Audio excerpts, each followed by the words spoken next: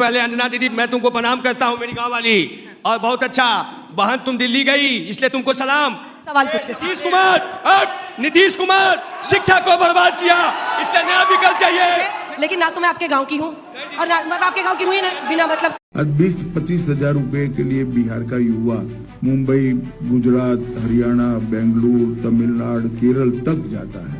आपको मैं ये बता सकता हूँ, आप देश भर में सर्वे करा लीजिए, लोगों को लेबर नहीं मिलती, क्योंकि लोगों को आज यहीं पे काम मिल रहा है, लोग बाहर नहीं जा रहे हैं। मेरा प्रश्न ये है, बोल मोदी का उपहास उड़ाकर क्या कांग्रेस को वोट बढ़ जाएगा? ये मुंह से सुपारी निकाल के बात कर रहे बाबा। आप कह रहे हैं मोदी जी वोट के लिए नाच भी सकते हैं। अब देख तू, अब मजा अब देख तू, मोदी जी वोट के लिए डांस कर सकते हैं, मुझे लगता है ये तो बहुत छोटी बात कही है उन्होंने।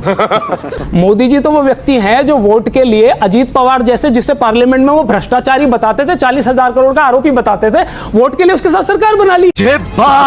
जिस नीतीश कुमार के डीएनए पे शक करते थे, आज वोट के लिए उसके साथ चुनाव लड़ रहे हैं। तुम्हें शर्म है कुछ? जैसा जो कांग्रेस का जो हमारा नेता होता था हेमंत बिस्वा शर्मा, जिसके भ्रष्टाचार पर उनको पुस्तक निकालनी पड़ती थी, आज उसको मुख्यमंत्री बना दिया, नंगा करके नहला रहा। तो ये नाचना तो बहुत छोटी बात की है। लाइक कर दो, लाइक कर दो। तुम्हारी इतनी औकात नहीं है चित्रा त्रिपाठी को खरीदने की, ठीक है? ये क्या हो गया? ये क्या सुन रहा हूं मैं? फ्लैशबैक। मोदी जी कहते हैं कि बिहार में जमीन उपलब्ध नहीं है, अमित शाह जी का बयान है कि बिहार में जमीन उपलब्ध नहीं है, तो मेरा सवाल है कि पीरपैंती जो भागलपुर का जमीन जो अडानी को दिया गया है वो क्या गुजरात में है? अडानी से क्या दिक्कत हो गई? कोई बड़ा उद्योगपति अगर आता है तो फिर क्यों उसका इतना विरोध? 20 साल से कहाँ थे आप? मोदी जी कह रहे हैं कि हमारे यहाँ जमीन यहाँ नहीं है बिहार में अवेलेबल, तो फिर जो पीरपैंती का जमीन अडानी को आप कैसे दे रहे हैं?